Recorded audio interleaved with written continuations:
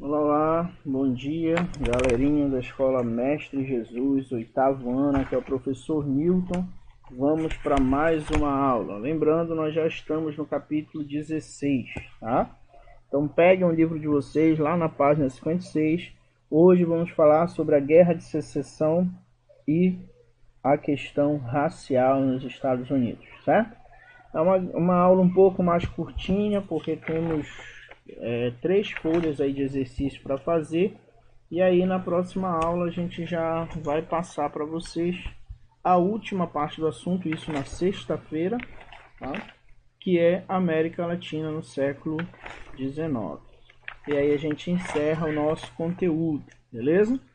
E aí a revisão é na próxima semana, tá? Não se preocupe que vai ter a revisão, tá? Sem problema nenhum, beleza?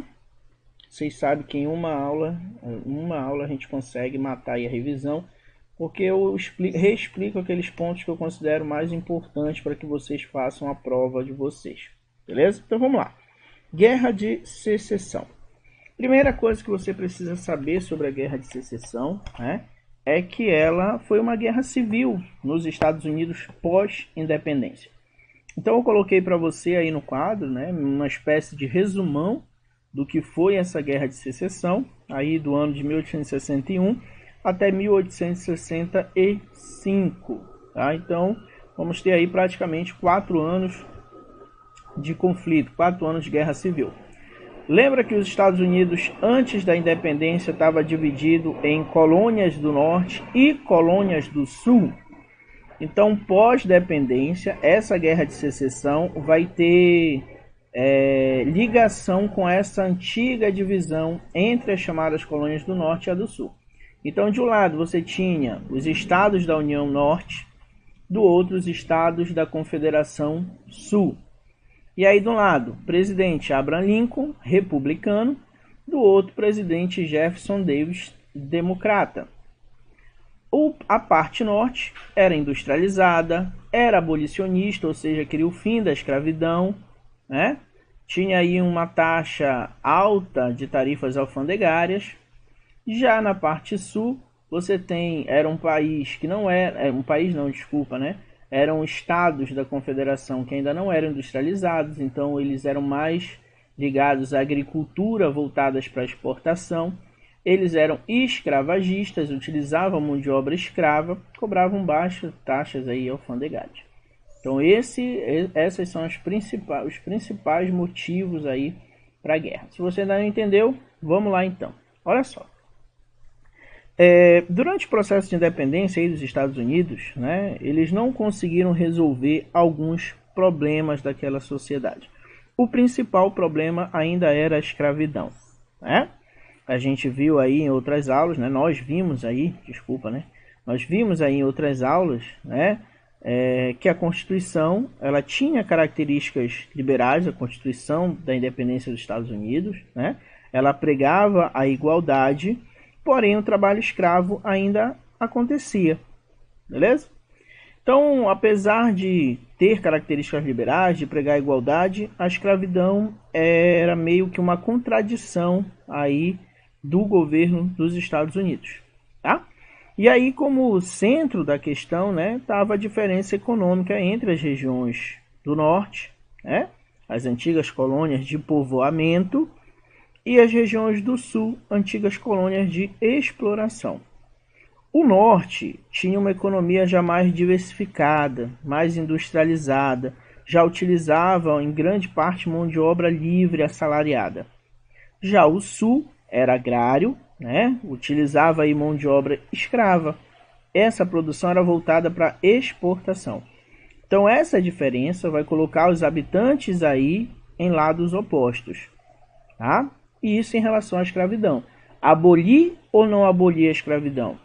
Para quem vivia no norte, a escravidão deveria ser abolida. Para quem vivia no sul, não, porque eles se utilizavam dessa mão de obra. Naquele tempo, o presidente aí, né, era Abraham Lincoln, né, ele era o candidato, na verdade. Era o candidato republicano à presidência em 1860.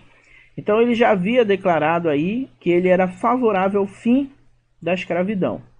Quando ele venceu as eleições, aí os estados do sul, que eram defensores aí da continuação, da manutenção da escravidão, eles formaram uma aliança separatista contra o governo, tá? E chamaram essa aliança de Confederados da América. Por isso que está ali, Estados da Confederação, tá? Ou seja, Abraham Lincoln declarou que era contra a escravidão, foi eleito e aí o pessoal do Sul decidiu se separar, meio que formar um outro país, né? Lincoln, presidente agora, né, vai se posicionar aí contrário a qualquer tentativa de separação desses estados, né? E aí ele vai iniciar uma série de medidas aí para tentar enfraquecer os estados do Sul. Medidas essas como, por exemplo, bloquear aí, né, os portos por onde os estados do Sul escoavam sua produção para o exterior. Então, meio que tentando prejudicar a economia aí dos estados do Sul para evitar essa separação, tá? A partir daí, gente, o conflito armado estava inevitável, né? Então, nós vamos ter combates violentos que vão se estender aí por anos, tá? E esses combates, os principais, eles ocorriam aí no Sul, o que prejudicava ainda mais os confederados, né? O pessoal lá do Sul, porque eram suas cidades, eram suas plantações que eram destruídas. As forças do Norte tinham melhores armas, tinham um número maior de soldados, né? Que inclusive ficaram conhecidos como Yankees. Tem alguns filmes que retrata, que fala sobre eles. Inclusive tem um time de futebol americano, eu acho que é time de futebol americano nos Estados Unidos com esse nome também, né? Outro ponto aí que vai prejudicar o Sul nessa guerra foi a atuação aí, né, do Norte quanto aos escravizados do Sul. Como assim? O que é que acontecia? Muitas vezes os escravizados do Sul eram obrigados a servir, a ir para a guerra, né, em nome dos seus patrões aí. E o que acontecia? O exército nortista, o exército inimigo, determinou que todos os escravizados sulistas que fossem capturados seriam imediatamente libertos. Então imagina, você é um escravo, você vai para a guerra, e aí você sabe que se o seu inimigo prender você, o que vai acontecer com você é que você vai ser livre, você vai deixar de ser um escravo. Então isso vai fazer com que muitos desses escravos se alinhem às forças do norte, né? Durante essa guerra aí, tem uma estimativa aí de que morreram mais de 600 mil estadunidenses, o que é um número bem alto, se falando de uma guerra civil, né, entre compatriotas aí. E ao fim da guerra, em 1865, o Norte vai conquistar a vitória definitiva e vai fortalecer o projeto econômico liberal ligado aí ao capitalismo. Beleza? Agora vamos falar sobre questões raciais nos Estados Unidos. Agora estamos na página 57.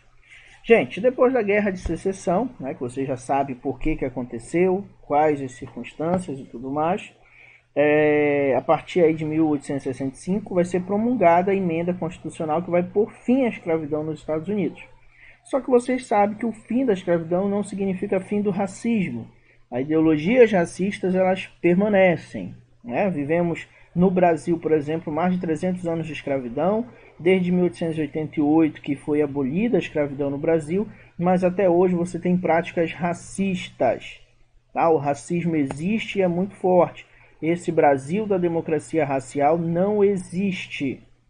Beleza? Assim como nos Estados Unidos também não existe.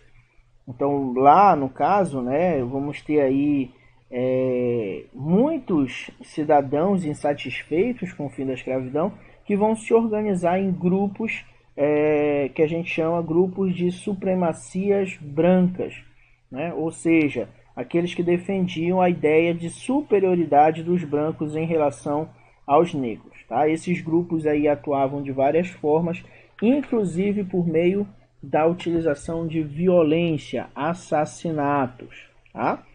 Uma das organizações mais conhecidas, né, sobre essa base da supremacia branca nos Estados Unidos é o Ku Klux Klan, tá? Também conhecido como KKK. Ele surge aí em 1865 e permanece atuante no país até hoje, gente. Se vocês colocarem lá KKK no Google de vocês, vocês vão ver muitas fotos atuais desse movimento. né, tão vergonhoso e que ainda existe. Beleza? O KKK aí, gente, pregava, né, a segregação racial, a ideia de nacionalismo exagerado, e com o tempo eles passaram a incluir reivindicações anticatólicas e antissemitas também. Caso contra basicamente os judeus. Beleza? A série lá Todo Mundo Odeia o Chris, provavelmente vocês já assistiram. Lá a gente tem a representação aí do que seria essa segregação racial nos Estados Unidos, bairros para brancos, escolas para brancos, escolas para negros. Inclusive o Chris é o primeiro aluno branco, né? Branco não, desculpa, totalmente errado. Primeiro aluno negro a ir para uma escola que era considerada escola de brancos, né? Então lá conta bem, o Greg, por exemplo, vive num bairro considerado de brancos, né? Inclusive quando o Chris se perde lá, ele quase quebra ele na porrada, né? Matam ele. Então isso demonstra pra gente, fora outros, temos esses casos atuais aí, né, de ataque de policiais brancos contra negros nos Estados Unidos. Isso é mais comum do que parece. Então hoje eles passam por um grande processo de revolta lá, né? O movimento Vidas Negras Importam ganhou as ruas aí nos últimos meses, né? Fizeram várias manifestações contra esse racismo que lá, em muitos casos, passa como um racismo institucional, né? Institucionalizado. É preciso ter muita atenção ainda para isso, porque o racismo ainda é sim muito forte, tá? Não só nos Estados Unidos, como no Brasil também. O que acontece no Brasil é que nós temos um racismo velado, né? Aquelas pessoas que muitas vezes são racistas, mas elas utilizam as mídias sociais, perfis fakes, para fazer esses ataques. Beleza? Gente, peguem lá o livro de vocês e façam o exercício da página 57, 58 e 59. Beleza? Na sexta-feira eu vou passar para vocês a última parte desse assunto. Vamos falar sobre a América Latina no século XIX. E aí vamos encerrar esse capítulo. E quando for na semana que vem, na terça-feira, vai ser minha aula de revisão. Beleza? Espero que vocês tenham entendido. Fiquem com Deus e até a próxima aula.